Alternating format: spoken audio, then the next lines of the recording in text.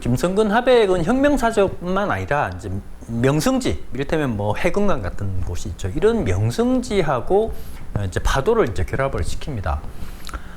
이게 참 재밌어, 이런 부분들이.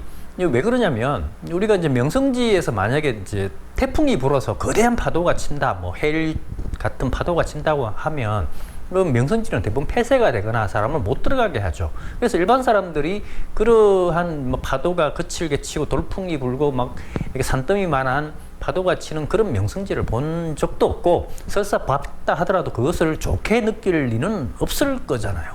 그런데 이 김성근 하백은 이런 명성지와 이 역동적이고 아주 거친 파도를 결합을 합니다. 북한에서 바다 수용하게 되는 이제 바탕에는 명성지 같은 풍경화는 애국심을 고취시키는 역할을 합니다. 그러니까 이렇게 아름다운 곳이 이렇게 아름답고 멋있는 곳에 살고 있는 나는 이제 굉장히 그 자부심을 갖게 되는 것이죠.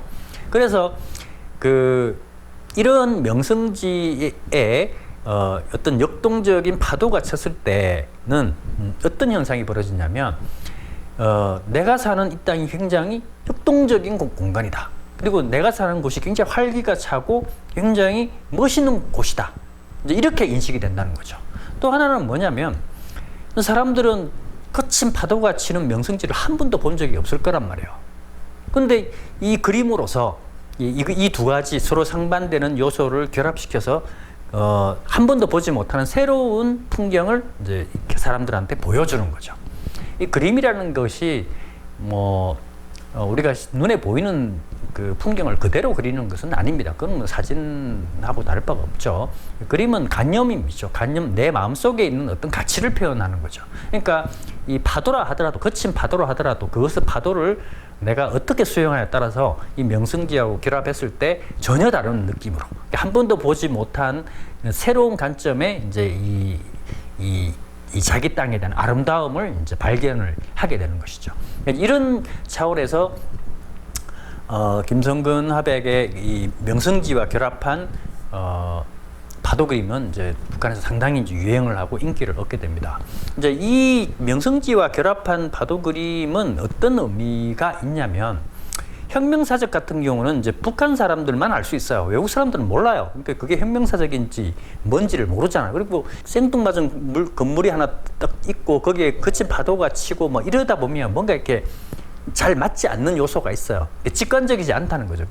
생각을 많이 해야 될 부분이고, 이런데 명성지와 이 파도 그림 같은 경우는 굉장히 직관적이에요. 혁명사적도 관련도 없고 북한의 뭐 어떤 정치적인 문제하고 아무 관련이 없는 그림이 되는 거죠. 그냥 멋있는 그림이 되는 거죠. 이제 이런 것을 대중성이라는데, 이런 요소를 결합을 시켰기 때문에 이제 해외에서도 이제 이 김성근 하백의 파도 그림을 이제 거부감 없이 이렇게 수용할 수 있는 그런 작품이 이제 된 거죠.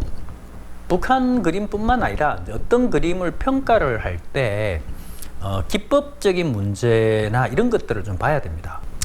일단은 그 김성근 하백의 그 파도 그림은 흰색을 거의 사용하지 않아요. 그러니까 이 파도라고 하는 것이, 파도가 치게 되면 포말이 일어나게 되고, 그 포말 부분은 또 하얀색이거든요. 이렇게 또 작은 알갱이 같은 물방울이 튀기도 하고, 이제 거품이 일어서 이제 흰색 느낌이 나기도 하는 아주 복잡한 느낌을 주는데, 수성 물감을 사용함에도 거의 덧칠을 하지 않습니다. 흰색 물감을 위에 이렇게 찍어 바르는 형태를 덧칠이라고 하는데, 이런 형태를 그리지 않고 흰색 부분을 처음부터 남겨놓고 그린다는 거죠. 이거는 그 하나의 화가의 그 기술적인 문제였죠. 기술적인 표현 능력이 이제 극대화됐다라고 이야기를 할 수 있습니다. 그러니까 그림에 대해서 잘 모르는 사람도 이제 흰색을 사용하지 않고 아주 거대한 파도를 그렸다라고 하면 이제 입이 쩍 벌어지는 거죠. 이거 어떻게 그렸지? 라고 하는 그런 그 화가 개인이 가진 이제 어떤 능력, 이런 능력, 이런 부분들이 굉장히 탁월하다고 할 수 있습니다. 조선화는 이제 수성물감을 사용합니다. 이렇게 수성물감으로 이렇게 파도를 그리다 보면 아무래도 이제 파도가 좀 전반적으로 밝아지게 되고, 이제 그러면서 이렇게 파도가 이제 역동적으로 보이지 않는 느낌이 좀 들 수 있어요. 이제 이런 부분들을 이제 보완하기 위해서 김성근 김성근 화백은 이제 이 밝음과 어둠의 강한 대비를 많이 사용을 합니다.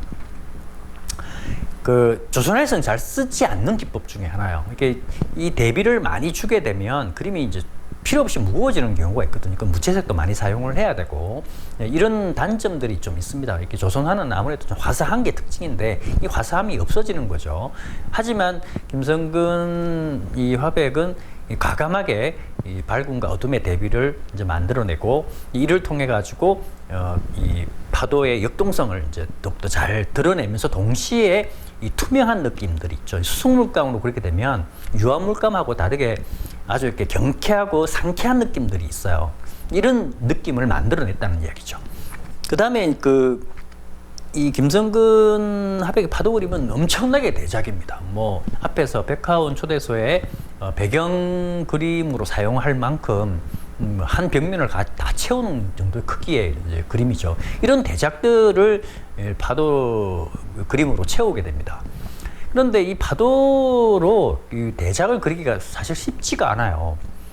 뭐 사람이 등장하는 것도 아니고 거기에 부분적으로 건물이라든가 혹은 기암절벽 이런 건 다 배경 처리가 되어 있거든요. 그게 주가 아니라는 얘기죠. 이게 파도가 중심이면서 파도만 가지고 거대한 화면을 채우려면 엄청난 밀도를 높여야 돼요. 그러니까 아주 꼼꼼하게 그려야 된다는 거죠. 그런데 이게 수성물감으로 꼼꼼하게 막 잔붓질을 많이 하게 되면 그림이 또 지저분해져요. 이게 지저분하지 않으면서 밀도를 높이면서 이 파도 느낌을 내려면 이 큰 붓을 들고 그려야 됩니다. 큰 붓을 들고 단번에 그려낼 수 있는 능력이 필요해요. 이런 것이 이제 조선화를 한 단계 수준을 끌어올리는 그러한 역할을 했기 때문에 이제 조선화 발전에도 큰 기여를 하게 되죠.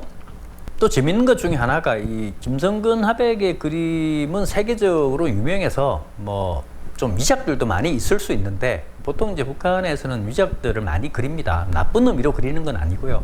많은 사람들이 향유할 수 있도록 이제 의도적으로 그렇게 하는 건데 우리나라 사람들은 별로 좋아하지는 않습니다. 아무튼 뭐 한 점만 있어야 된다 뭐 이렇게 생각을 하는데 김성근 화백의 그림은 위작이 거의 없어요. 왜 그러냐면 따라 그리기가 너무 어려워요. 너무 복잡하고. 그러니까 김성근 화백만의 독특한 자기 세계를 구축했기 때문에 그걸 감히 다른 제자들도 그렇고 다른 화가들도 따라 할 수가 없으니 당연히 위작을 모방해서 그린다는 거 거의 불가능하다는 이야기죠. 이런 또 장점도 가지고 있습니다.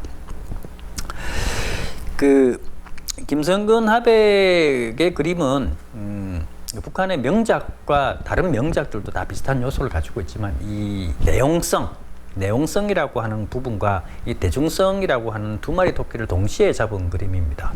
그러니까 북한 내부에서는 사상성 자체가 굉장히 내용성 자체가 중요해요. 그래서 이 파도의 역동성이 시대의 기상 그리고 이제 혁명의 어떤 역동성 이런 것들을 만들어주는 어떤 그런 내용을 가지고 이제 있죠. 그것이 이제 확고하기 때문에 북한에서도 인정을 받는 거고 북한에서 유행을 하는 건데 이것이 북한에서부터 떨어져 나왔을 때 다른 북한과 사상과 생각이 다른 이런 다른 나라 사람들도 이 그림을 수용할 수 있어야 이게 이제 진짜 명작이 되는 거거든요. 그러니까 이 명성지나 이런 이제 좋은 풍경하고 이게 역동적인 파도가 결합을 하면서 이렇게 내용성을 알지 못해도 보기만 해도 느낌이 아주 역동적인 느낌이 드는 거. 마음이 이제 쿵쿵거리고 뭔가 힘찬 느낌, 뭔가 힘을 내야 될 것 같은 그리고 아주 강렬한 미래. 뭐 강인한 느낌 이런 것들을 이제 본능적으로 직관적으로 받을 수 있다는 거죠. 이런 걸 동시에 이제 이런 것을 대중성이라고 하는데 이런 걸 동시에 표현했기 때문에 북한 내부뿐만 아니라 해외에서도 이제 명작으로 이제 인정받지 않을까 이렇게 생각을 합니다.